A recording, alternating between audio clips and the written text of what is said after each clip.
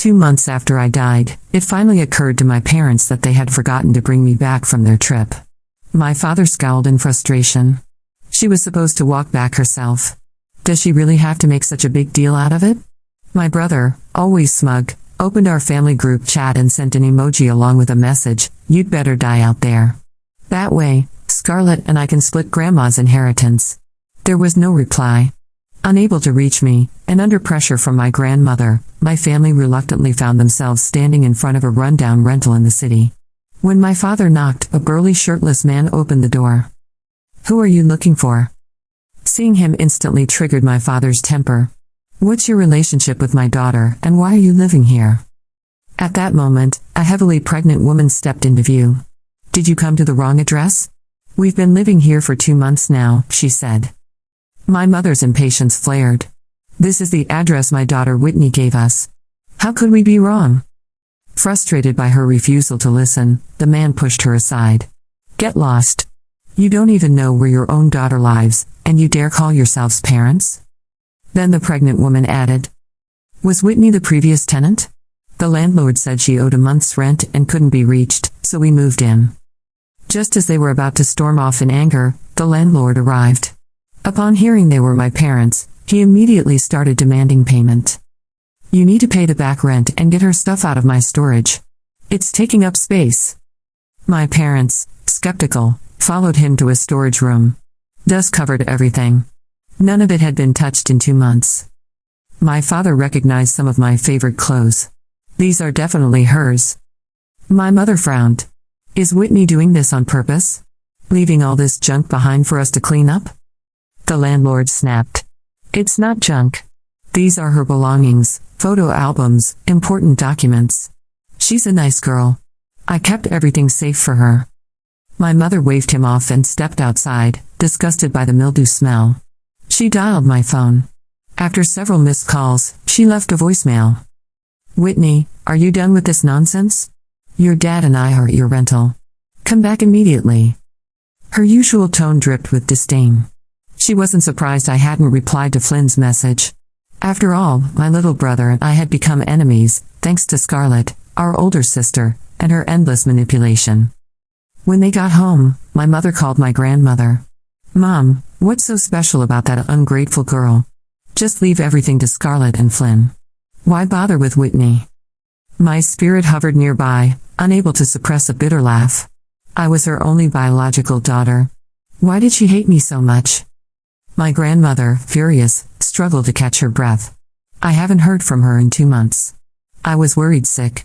I still can't reach her. You must have bullied her. She lives with you, doesn't she? Get her on the phone right now." My mother hesitated and glanced at my father. 2 months ago, Flynn had the idea to go camping in the restricted Wild Valley. I had taken time off work, eager to bond with them despite the risks. But then Scarlett fell into the water. As soon as she was pulled out, she accused me of pushing her. My mother slapped me repeatedly without letting me explain. They left me there, in the wild. Little did they know, I never made it out. After 2 months of silence, they still hadn't realized the truth. Yet my mother calmly told my grandmother, "It's her fault. She's disobedient, jealous, and won't get along with her siblings. Who knows where she's run off to now? When did she stop being indifferent and start treating me like a monster?" I had spent my whole life trying to earn their love, even just a glance. I lived for the rare moments when, without Scarlett and Flynn around, they were forced to acknowledge me. But now, I no longer needed their scraps of affection. Over the phone, my grandmother declared, "If I don't see Whitney soon, I'll donate my entire fortune to charity." Then she hung up in fury. My mother's face darkened. That ungrateful girl is hiding on purpose. Does she think we can't survive without her? Let's see how long she keeps this up. Flynn came downstairs. Hearing their angry remarks, he said, "Don't worry, Mom and Dad. Whitney cares the most about Grandma. She'll definitely show up for her birthday party." His confidence soothed them. Flynn picked up the remote to watch the game but accidentally switched to the local news. A striking headline appeared. "Body discovered by tourist in Wild Valley. Area to be closed indefinitely." The anchor urged viewers to stay away from the hazardous zone. Flynn straightened up, disbelief on his face. They're actually closing Wild Valley? Then he jumped from the couch and laughed. This is amazing. That camping trip we took is legendary now. I can't wait to tell my classmates, they'll be so jealous. My mother's expression slowly relaxed. Later, while sitting on the bed, she picked up her phone and opened our chat. She held the button to record a voice message. Whitney, get home by tomorrow, and I'll let you move back in. If you keep hiding, I swear I'll cut you off. She knew I had always craved their approval. That threat was always enough to pull me back, desperate to fix things. But not anymore. She no longer had power over me. Because I had been dead for 2 months. The next day, there was still no word from me. My grandmother showed up early at their door. Since my death, I had longed to see her again. But my spirit was trapped near my mother, unable to leave. Her presence made my passing feel less lonely. I tried to reach her, to touch her, but Flynn rushed forward first. Grandma, he shouted, hugging her. Over the years, Flynn had charmed her with fake sweetness, often using me as a bridge. Despite the lack of blood ties, she had accepted him fully. She smiled and pulled him down beside her. Look at you. Still loud even as a grown man. Where's your sister, Scarlett? She asked. Scarlett ran out immediately. Grandma. You're here. But my grandmother's warmth faded. She offered a cold nod, lacking any enthusiasm. My mother frowned. Mom, Scarlett's greeting you. Why are you being so cold? My grandmother's face darkened. You always defend her. You're blind to how she bullies others. I just don't like her. What's wrong with that? Ever since I moved in with them, Scarlett had tormented me, faking falls, tearing my homework, hiding my things, drawing on my clothes. Her actions were encouraged by my mother's favoritism. I had learned to accept being the outsider. In the living room, tensions flared. Where's Whitney? My grandmother asked, scanning the room. She's throwing a fit, my mother said with a sigh. She refuses to come out. What happened? My mother avoided mentioning Wild Valley. Well, we didn't attend her graduation, and she's been sulking ever since. My grandmother's face darkened. She told me she didn't know the date. As parents, how could you miss that? My mother opened her mouth but couldn't speak. Scarlett had injured her foot that day and clung to her. They couldn't leave, but she knew that excuse wouldn't help Scarlett's case. A heavy silence settled around the table. Mom, my father called out, come eat. My grandmother reluctantly sat down, not wanting to fight further. My mother, in a rare good mood, poured everyone imported soda. Drink more water, my grandmother warned. You've had kidney disease. Whitney even gave you a kidney. What do you want, another? My mother froze, gripping her glass. What are you talking about? It was Scarlett who donated her kidney. Don't lie in front of the kids. Her eyes were full of certainty. My grandmother rose, furious. You're so foolish. I told you not to trust that ungrateful girl. Look at what she's made you believe. Years ago, when my mother was sick, I had anonymously donated my kidney. My grandmother knew it was me. I had begged her to keep it secret. I wanted her love to be genuine, not guilt-driven. Out of guilt for separating my parents long ago, my grandmother had agreed. But my mother never knew. Now that the truth had come out, she refused to believe it. What should have been a peaceful family meal ended in chaos. As soon as my grandmother left, my mother's phone lit up. On the screen, one name flashed. Whitney. The phone slipped from my mother's hand. For a split second, time seemed to freeze. My father, chewing slowly on a mouthful of rice, paused mid-bite. Flynn and Scarlett turned their heads in sync. The name Whitney glowed on the phone screen like an accusation, like the echo of a ghost refusing to stay buried. Is this some kind of joke? My mother asked, her voice trembling, not with grief, not with fear, but with irritation. Her fingers moved hesitantly toward the device, as if it might bite her. Flynn snatched it up before she could reach. It's a message, he said, squinting at the screen. From Whitney's number. He played the voice message aloud. It was just static at first, then a faint rustle, like wind brushing over dry leaves. And then silence. Everyone leaned in. Then came the unmistakable sound of my voice. Grandma, I miss you. It was just that. Just 7 words. Calm, gentle, unhurried. But the effect was nuclear. My grandmother's eyes widened. Her hands flew to her mouth as if to hold back the cry that threatened to escape. My mother, pale as chalk, snatched the phone back. This is fake. Someone's faking her voice. Probably one of those AI apps, those deepfakes. But the crack in her voice betrayed her disbelief. My father, ever skeptical, scoffed. You think Whitney would know how to pull off a stunt like this? She couldn't even set up the TV's parental controls. Exactly, Flynn chimed in, eyes narrowing. This is creepy.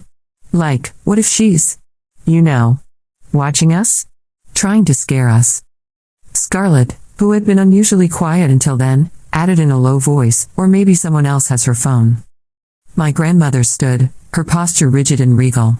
I don't know what that was, but I'll find out. If Whitney is alive and in trouble, I will bring her home myself. And if she's dead, I'll make sure she's remembered with love. Not shame. My mother rolled her eyes, but said nothing. That evening, after Grandma left, the atmosphere in the house was heavy. No one spoke much. Even Flynn kept the volume low on his video games. My mother busied herself organizing the kitchen drawers, as if sorting cutlery could rearrange the truth. But my father grew more anxious by the hour. He pulled out a map of Wild Valley and laid it on the table, tracing their hiking route with his finger. We left the river bend around noon, he mumbled to himself, and passed that old ranger station by 3. Then Scarlett entered the room, arms folded. Dad, why are you doing this? He didn't look up. Because maybe we missed something. She's dead, Scarlett said bluntly. You're chasing shadows. My father didn't answer, but his jaw clenched. That night, he stayed up late, scrolling through online forums about the Wild Valley closure, looking for mentions of unidentified bodies, missing hikers, and anything that might match his daughter's name. Meanwhile, my spirit lingered. I watched them. Watched Flynn take a photo of the map and send it to his friends with a laughing emoji. Watched Scarlett record a TikTok video in her room, telling a story that clearly mocked me, while hiding the context behind vague captions and trendy music. Watched my mother sigh and delete old texts from me as if erasing my name from her phone could erase her guilt. I hovered in silence, anchored by heartbreak. But I wasn't alone. That night, something shifted. For the first time since my death, I wasn't just wandering aimlessly. I felt a pull, like a thread tugging gently at my core. It led me out of the house, through darkened streets, past shops with flickering neon signs and alleys filled with the soft hum of sleeping cities. It led me to a building, old, forgotten, with ivy crawling up its bricks and paint peeling like sunburned skin. Inside, I found her. Emily. We had been best friends once. Before Scarlett drove a wedge between us. Before I was forced to choose family loyalty over friendship. Emily had been the only one who saw through Scarlett's sweet facade, the only one who believed me when I said I didn't push her into that river.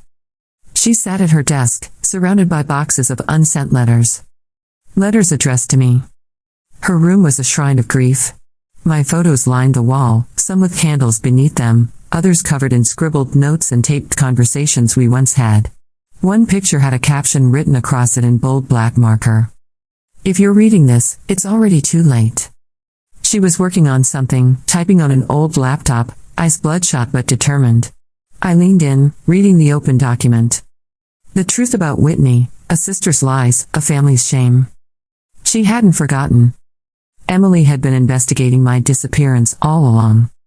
She had collected posts from Scarlett's fake accounts, screenshots of altered timestamps, and even a secretly recorded voice memo of Flynn joking about Wild Valley being the perfect crime scene if someone ever wanted to get rid of a body. She hadn't shared it yet. But she was close. And someone knew. Just then, there was a knock at her window. Emily froze. The knock came again, louder this time. She stood slowly, peeking out through the curtain. Scarlett. Smiling. Holding something in her hand. A bottle? No, a canister. Of lighter fluid. I surged forward, screaming silently, powerless to intervene. Emily didn't open the window. She backed away, heart racing. She grabbed her phone and dialed. Her hands trembled. Scarlett's smile faded. She mouthed something through the glass. You don't know who you're messing with. Then she was gone. Emily collapsed into her chair, shaking. And I made a vow. If I couldn't protect myself in life, I would protect those who still carried my truth. The next day, Emily visited the police station. She filed a formal report, included screenshots, and handed over a flash drive. But she didn't feel safe. She packed a small bag and left town for a while. Said she needed to clear her head. She told no one where she was going, not even her parents. But she left a message on her locked social media account. If anything happens to me, it wasn't an accident. Search Scarlett. Ask Flynn. Look for the truth. Back at home, Grandma had begun making arrangements for a private investigator. Meanwhile, Flynn was too busy celebrating his college acceptance to care. Scarlett was planning a party. And my mother? She kept glancing at the phone, as if expecting another message.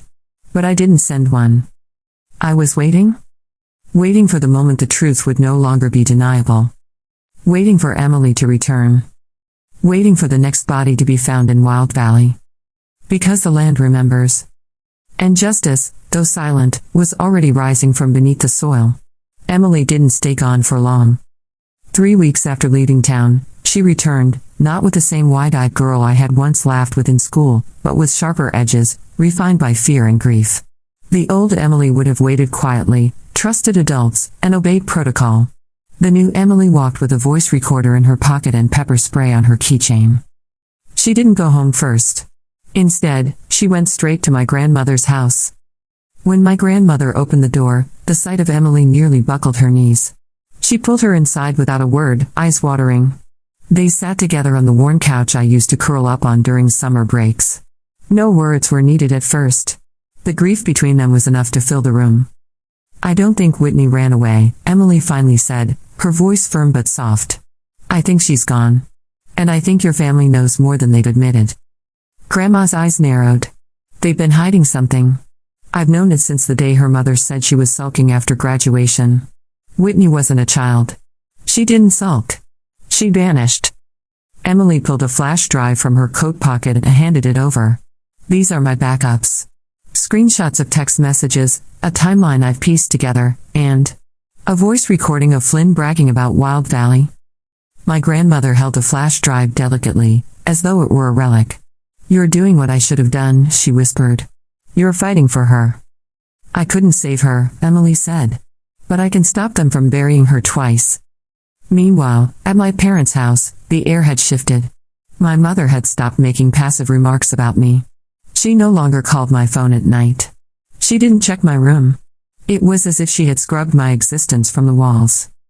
Scarlett continued to post curated photos of her life, brunches with friends, nail appointments, inspirational quotes about cutting off negative people as if she weren't the architect of my erasure. Flynn, on the other hand, had grown more erratic. Paranoid. He started locking his bedroom door, glancing over his shoulder, and muttering under his breath. One night, he bolted awake from a nightmare, drenched in sweat. She's coming back, he whispered.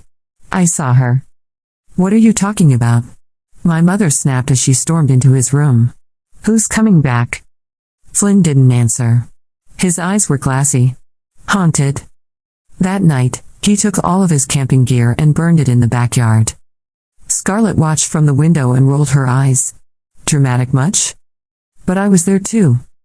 I watched the flames consume the tent, the hiking boots, the water-stained backpack that I had carried into Wild Valley. The fire didn't warm me. It didn't matter how much they tried to destroy. I was already part of the land now. But I wasn't the only one rising. Emily took the evidence to the police. Not all of it, just enough to spark an investigation. The detective she met with was young, perhaps too young to grasp the depth of family betrayal, but he listened. Took notes. Promised to follow up. 2 days later, an officer visited my parents' house. My father answered the door, feigning confusion. A missing persons case? That's months old. Whitney ran off. It's not like she was kidnapped. We have new information, the officer said. May we come in? They did. Flynn nearly choked on his cereal. Scarlett's eyes narrowed, calculating. My mother stood rigid in the hallway, arms crossed, defensive. We already answered all this. She left on her own. Ask her friends. Ask her work. She was rebellious. The officer took out a photo. Are you familiar with this area of Wild Valley? My father glanced at it. Sure. We camped there. But it was ages ago. 3 months ago, the officer corrected. And the area is now closed due to recent hazardous terrain. But a second body was found. Female. Decomposed. Likely there for a while. My mother's face went pale. And you think it's? We won't know until DNA testing is complete. Scarlett dropped her phone. Her hands trembled just enough for my grandmother to notice, because she had arrived, too. She stood in the doorway behind the officers, silent, watching everyone's faces. When my mother saw her, the mask slipped. You brought them here? No, Grandma said coldly. They came because someone finally listened. You never did. Scarlett tried to regain control. This is ridiculous. Whitney was probably trying to manipulate us into guilt. And now you're all feeding into her game. The room fell quiet. Then the officer added, we also found blood stains on the rocks near the river. Human blood. Partial match to the missing person. Flynn's cereal bowl dropped from his hand and shattered. Scarlett whispered something under her breath. My mother sat down. But my grandmother stood taller than ever. Over the next week, police returned again and again. They searched Flynn's room. They questioned Scarlett. They pulled phone records. My mother denied everything. Flynn cracked first. He hadn't meant for anything to happen, he swore. It was Scarlett who yelled at Whitney. Scarlett who shoved her when no one was looking. I didn't even see it happen, I just heard the splash. She screamed for help, he said once in a recording. But Scarlett said not to go in. Said it would make it look like we were guilty. Scarlett denied it all. Called Flynn unstable. Accused him of spinning lies because of his own guilt. He's been using my makeup, she added coldly, trying to humiliate him into silence. But the evidence was piling. Then came the DNA results. The body was mine. Whitney Evelyn Morse. Age 21. My grandmother broke down in the station when they told her. But she asked to see me. Even in death, she wanted to see me. The detective was kind enough to allow her a moment with the remains, just a lock of hair, just the necklace I always wore.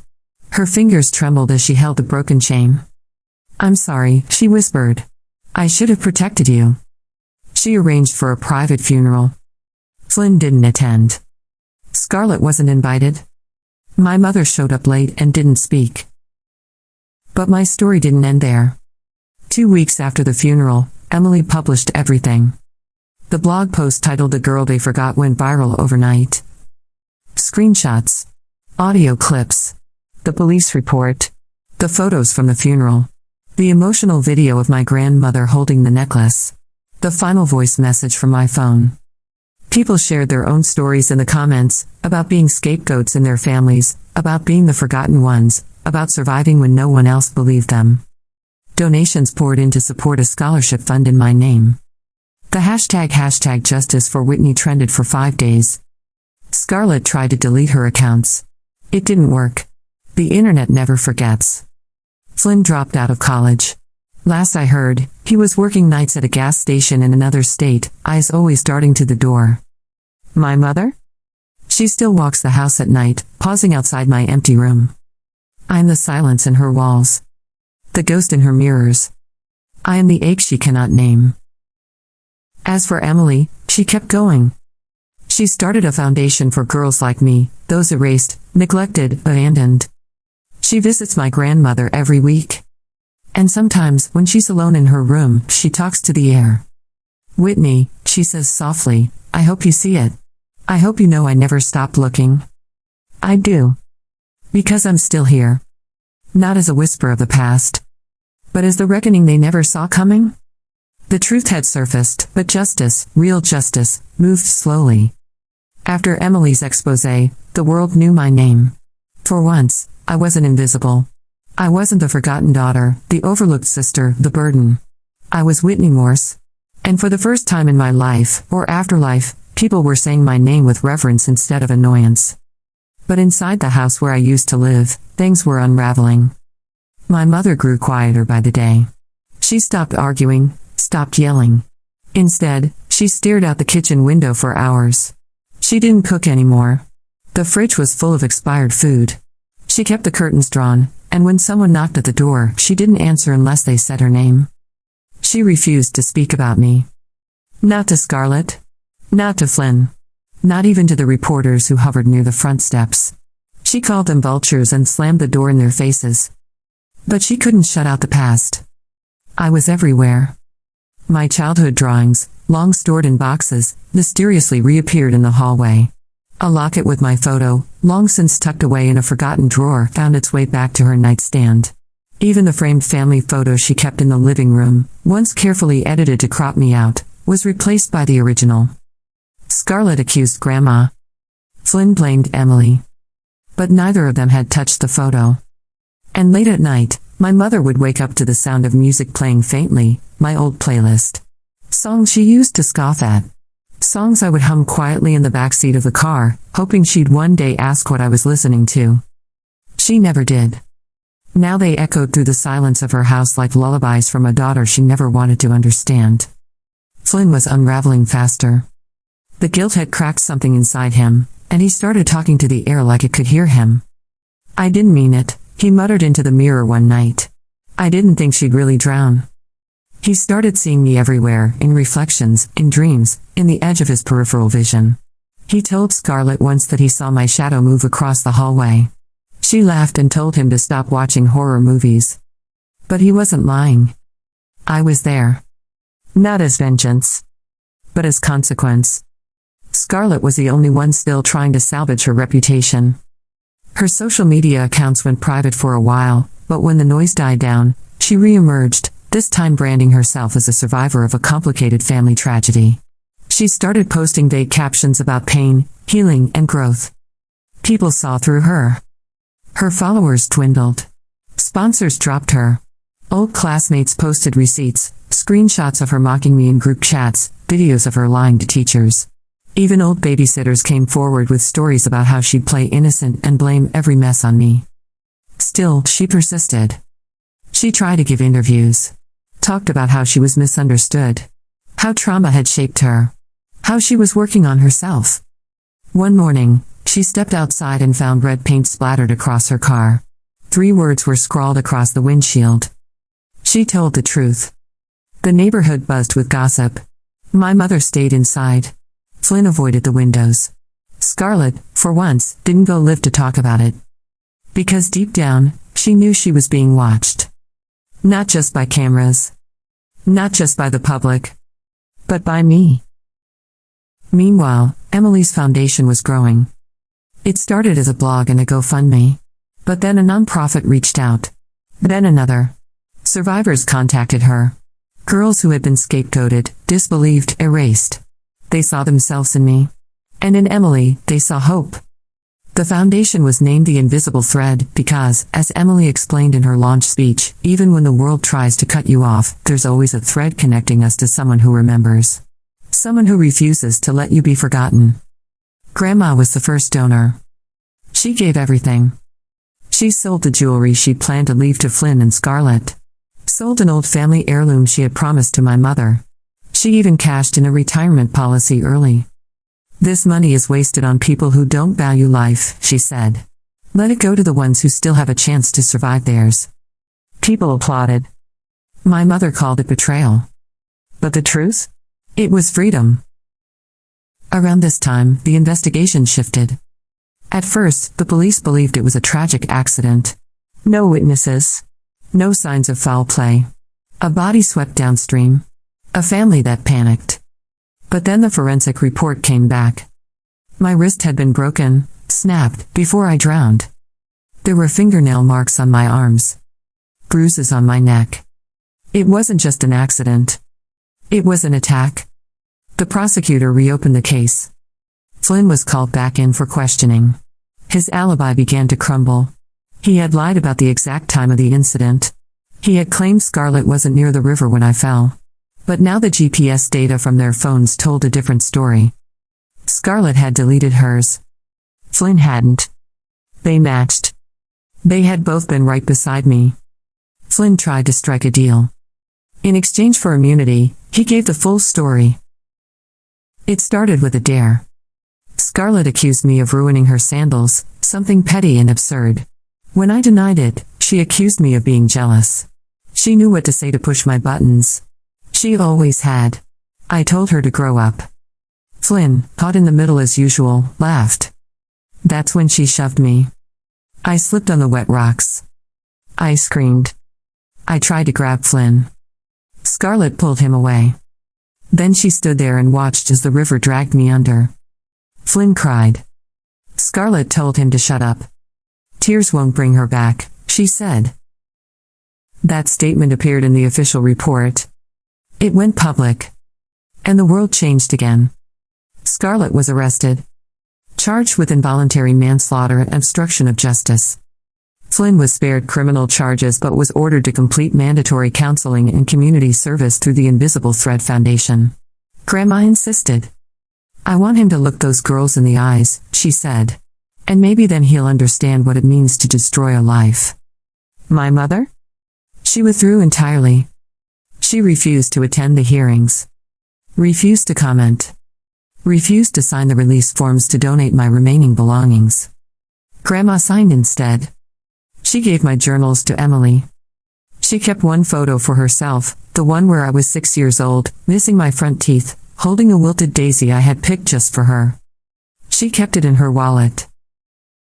I wish I could say that Scarlett confessed. That she felt remorse. But even in court, she rolled her eyes. Claimed she hadn't meant to hurt me. That it was just an argument. She said it with the same smugness she used in high school debates. But this time, nobody clapped. This time, the judge didn't award her points for confidence. He sentenced her to 5 years. Not nearly enough. But it was something. Flynn didn't speak to her after the sentencing. He walked out of the courtroom without looking back. My mother wasn't there. Neither was Emily. Because she was hosting a community vigil that night. 100 people gathered in the park where I used to play as a child. They lit candles, read passages from my journal, told stories about the quiet girls, the kind girls, the forgotten girls who were stronger than anyone I ever knew. And Emily stood beneath the oak tree where I carved my initials once and said, she deserved more than silence. She deserved more than shadows. Whitney was not a ghost. She was a person. And we will remember her as one. They sang afterward. A song I used to hum to myself when I couldn't sleep. Grandma sang too, her voice shaking but clear. And somewhere between the last verse and the closing prayer, I felt something shift. The pull. The thread. The final knot in my heart loosened. Not because I was avenged, but because I was remembered. That night, my mother sat alone in her darkened house, staring at an unopened envelope. It was addressed in my handwriting. She had ignored it for months. Now she opened it. Inside was a single piece of paper. It said, if you're reading this, I'm already gone. But I want you to know, I spent my whole life trying to be seen. And now that I am, I finally feel free. She didn't cry. But her hands trembled. And for the first time since my death, she whispered my name. Whitney. She said it like a prayer. Like an apology. Like a goodbye. After the sentencing, the world moved on. At least, that's how it looked on the surface. Headlines faded. The hashtag stopped trending. People stopped sharing photos of me. The candles from the vigil burned down to wax stubs and were swept away by the morning wind. But beneath that quiet, a deeper current stirred. Scarlett was gone, serving her sentence in a minimum security facility, where she still played the victim. From what Emily heard through a reporter contact, she called it a wellness retreat with fences. She'd been given a job in the kitchen, where she continued to complain that she was being punished for being misunderstood. Flynn returned home briefly, but nothing was the same. He no longer called our mother Mom. He didn't make eye contact with her. He didn't laugh the way he used to, and the boy who once bragged about family adventures now walked with shoulders slumped and headphones always in. He tried to fulfill his obligation to the foundation, but it was clear that every moment among survivors made him squirm. The girls weren't afraid to ask questions. What did you do? Why didn't you save her? Would you have lied if it was your brother instead of your sister? Flynn never had answers. He just sat there, head bowed, absorbing the weight of what he'd been part of. Emily tried to help him. She offered him space to write, to speak. She believed in accountability, but also in rehabilitation. Still, every time Flynn picked up a pen, he ended up staring at the page in silence, as if nothing he could write would undo what he had allowed to happen. He didn't last long. After 2 weeks, he quietly packed a bag and left a note at the foundation office. "I don't deserve this chance. But thank you for offering it." No one heard from him again after that. Rumors said he moved west, working under a fake name at a campground. Maybe it was his way of punishing himself. Maybe he was still running from my voice. I wasn't chasing him. I had already let go. Grandma, however, didn't let go so easily. She took over my bedroom, transforming it into a sanctuary, not of grief, but of remembrance. She painted the walls a warm yellow, hung up my favorite prints, shelved my books, even the ones with broken spines. At the center of the room, she placed a glass case. Inside it sat my necklace, the one they had recovered with my remains. She polished the chain every Sunday. "It's not for show," she told Emily one afternoon. "It's to remind me that even the smallest, most fragile thing can carry the weight of a life." She joined the Invisible Thread board of directors and began speaking at events. Her presence drew attention, not just because of her age, but because of her conviction. She told my story without trembling. She called out neglect when she saw it. And she never once let anyone forget what had happened. At one conference, a woman approached her in tears. "My daughter's name was Rachel," she said. "Your granddaughter's story gave me the courage to speak up. Thank you for keeping her memory alive." That night, my grandmother sat alone on the porch and whispered to the stars, "I hope you see this, Whitney. I hope you know what you started." I did. As for Emily, she was no longer just a friend. She became a voice. Not the loudest, but the most consistent. She spoke on panels, wrote essays, mentored girls who had been cast out by their families. She never sensationalized my death. Instead, she told the story plainly, of a girl who was failed not by one decision, but by a lifetime of being unheard. She visited my grave every month. Not out of obligation, but ritual. She would bring fresh lilacs, my favorite, and read passages from her journal. Not for me, but for her. It helped her heal. Helped her remember who she was before guilt and grief rewrote her. One day, she came with news. "They're starting a scholarship in your name," she whispered, kneeling beside the stone. "Full tuition. For girls who want to study psychology or social work. Girls who want to make sure no one like you gets ignored again." She smiled, brushing leaves from the stone. "I think you'd be proud." I was. And yet, not everything was peaceful. Not yet. Because my mother was still drowning. She refused to attend any of the events. When people mentioned my name, she changed the subject. When Scarlett's trial played on the news, she turned the TV off. She scrubbed the walls of our house, as if memory itself could be bleached away. But memory doesn't live in dust. It lives in silence. In rooms that used to echo with voices that will never return. She stopped answering phone calls. Closed the blinds permanently. Let the mail pile up until the mailbox overflowed. The HOA issued warnings. She ignored them. One day, a neighbor knocked and found her sitting on the floor of the kitchen, surrounded by shredded photographs. My photos. All torn into pieces, scattered like confetti across the tiles. I didn't know, she kept repeating. I didn't know. But she did. She just didn't care to look deeper. Not until it was too late. After that, she was admitted for observation. Diagnosed with severe depressive disorder with signs of dissociation. She was placed under psychiatric care for 6 weeks. During that time, Grandma visited once. They didn't speak at first. Then my mother finally looked at her and asked, "Why did she love you more?" Grandma didn't answer immediately. She stood, walked to the window, and opened it, letting in the light. "She didn't," Grandma said softly. "She just stopped waiting for you to love her back." That broke something in my mother. Something that maybe needed to break. She was released quietly. No cameras. No statements. She moved in with her sister in another city. Changed her name. Told people she was a widow with no children. Reinvented herself into someone who had never failed a daughter. Who had never missed a graduation. Who had never slapped her own blood in front of a crowd.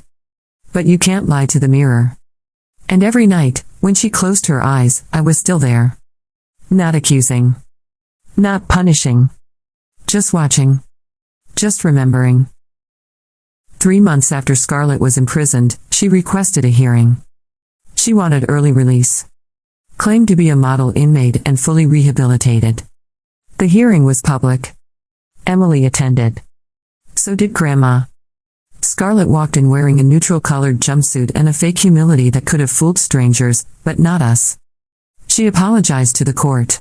Said she let her jealousy win and that she was haunted by what happened. That she missed me. That she prayed for me. Emily stood and gave a victim impact statement. She never missed Whitney, Emily said. She missed having someone to torment. She isn't haunted. She's inconvenienced. Scarlett's request was denied. The judge's gavel hit like thunder. Grandma smiled. For the first time since my funeral, she laughed. Time passed. And slowly, healing did too. Emily finished her degree in social work.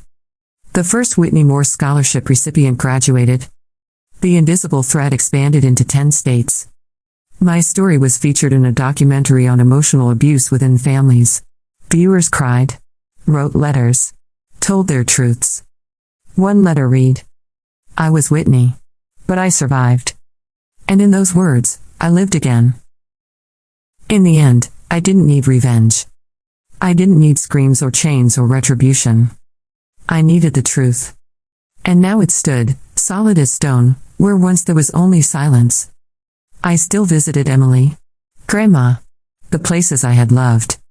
But not as a ghost. Not anymore. I was a memory now. A legacy. A name no longer erased. And soon, the world would learn the final part of the story. Because Emily had just finished her book. Its title? The Girl They Forgot, a memoir of love, loss, and listening. And the dedication on the first page read, "For Whitney, who was never truly gone. We just needed to look harder." The morning Emily's book was released, it was raining. Not a cold, violent storm, but a gentle, cleansing kind of rain. The type that makes flowers bloom after long droughts. The type that feels like forgiveness.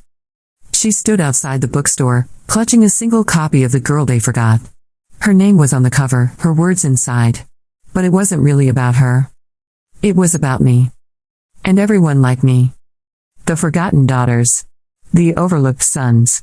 The invisible siblings. The children who sat quietly at dinner tables, who got passed over for hugs and praise, whose birthdays were forgotten but whose failures were remembered in vivid detail. Inside the store, a long table was set up with stacks of her book, each one bearing the image of a daisy growing from cracked pavement, my favorite flower and a symbol of endurance. Grandma arrived first. She walked with a cane now but still stood taller than anyone else in the room. When she reached Emily, she didn't say anything, just opened the book, ran her fingers over the dedication, and kissed the page softly. "She would have loved this," she said. "I hope so," Emily replied, her voice trembling. Within hours, the store was filled. Not with celebrities. Not with influencers. But with teachers. With social workers. With counselors. With girls in hoodies and sneakers who came with tear-streaked faces, whispering, "This was me," and leaving letters for Emily to pass on to me, just in case I was still listening. I was. I always had been. That night, Emily read the final chapter aloud. It wasn't written in the same voice as the rest of the book. This one was softer. Like a letter. Like a prayer. Like closure. Some people believe justice is loud. That it comes with police sirens and courtroom verdicts. But sometimes, justice is quiet. It's the truth finally being spoken. It's a room full of strangers saying your name. It's the moment someone who once ignored you picks up a book and says, "I didn't know." She paused. Whitney was not perfect. She was not loud. She was not the center of attention. But she was good. And kind. And full of stories no one ever bothered to listen to. Until now. The room was silent. No applause. Just stillness. And in that stillness, something lifted. For the first time in 2 years, I felt free. Not from life. But from pain. From waiting. From the desperate hope that someone would say, "I see you." They had. Emily closed the book. Grandma stood and joined her at the microphone. And then, together, they said my name. Whitney Evelyn Morse. In the days that followed, the book hit bestseller lists. But Emily didn't care about that. She cared about the messages. The letters from strangers. The girl in Ohio who read it under her covers with a flashlight and wrote, "Your book made me feel like I wasn't crazy for feeling invisible." The father in Michigan who said, "I saw myself in the parents. I don't want to be that father anymore." The teacher in Brazil who had it translated and used it as curriculum in her classroom. Emily printed every letter. She didn't frame them. She didn't post them online. She kept them in a box. The same box where she had stored my birthday cards, our old school photos, and the paper bracelet from the last concert we went to together. "I don't need a trophy," she said once. "I just need to know she mattered." She did. Scarlet was released after serving 4.5 years. There was no welcome party. No crowd. No balloons. Just a cab that pulled up to the curb and a silent drive to an apartment she had rented under a different name. She applied for jobs but was turned down repeatedly. Her reputation followed her everywhere. Some said they recognized her from the book. Others just felt uneasy. Once, she called Emily. Emily didn't answer. The voicemail went like this. "I read the book. I know what I did. But I was just a kid, too. That's not who I am now. I wanted you to know." Emily deleted it. Not out of anger. But because she didn't need Scarlett's words to validate the truth. That chapter was closed. Flynn never returned. Years later, someone spotted him in Oregon, working maintenance at a hiking lodge. He didn't speak much. Went by a different name. Wore long sleeves even in summer. A girl at the lodge asked him once if he had siblings. He said no. But when she saw the stack of books he kept by his bedside, she noticed one copy was different. Worn. Dog-eared? The girl they forgot. Flynn had underlined one line in red ink. To watch and do nothing is not innocence. It is silent cruelty. He never told anyone why. But sometimes, when storms rolled in, he would sit by the fire and whisper one name. Whitney. And then say nothing more. As for my mother, she never changed her name back. She lived quietly in a city far from where we grew up. She worked at a small bookstore and told people her daughter had passed away from an illness. She never married again. Never had more children. Sometimes she took walks at dusk. Sometimes she stood still when lilacs bloomed. Sometimes she dreamed of a girl with a broken necklace and gentle eyes, waiting by a river that never stopped flowing. And once a year, without telling anyone, she mailed a check to the Invisible Thread Foundation. No return address. No note. Just a check and a name written in shaky handwriting. For Whitney. On the 5th anniversary of my death, Emily and Grandma visited the park. The same oak tree stood strong. The bench beneath it had been replaced. A small plaque had been installed. It read, "In memory of Whitney E. Morse. You were not forgotten. You were found. You are loved." Emily sat in silence, running her fingers across the letters. "Do you feel her?" Grandma asked. Emily nodded. "Always." And she did. In every story she told. In every girl who stood up for herself. In every moment someone chose truth over comfort. In every quiet victory. Because I was never the ghost they thought I was. I was the spark. The echo. The reminder that silence is never safety. And that even the forgotten can start a fire that never dies. So this is the end. Not of my story, but of my silence. Thank you for hearing me. For remembering me. For saying my name. I was Whitney Evelyn Morse. And I mattered.